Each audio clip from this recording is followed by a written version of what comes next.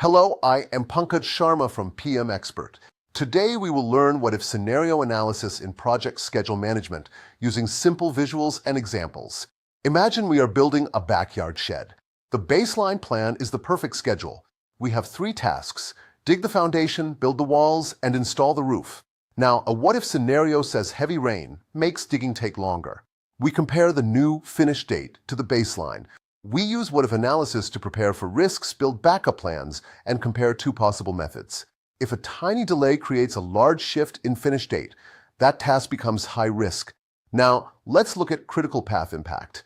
The red path is the critical path, so any delay there moves the finish date. The gray task has float, so a small delay might not change the finish date. A common technique is Monte Carlo simulation. The computer runs thousands of schedule variations and shows probability. Here is a histogram of possible finish dates. And here is the cumulative curve, or ogive, showing the chance of finishing by each date. To summarize, what if scenario analysis helps us test changes before they happen, focus on critical tasks, and plan ahead with confidence. Thank you for watching.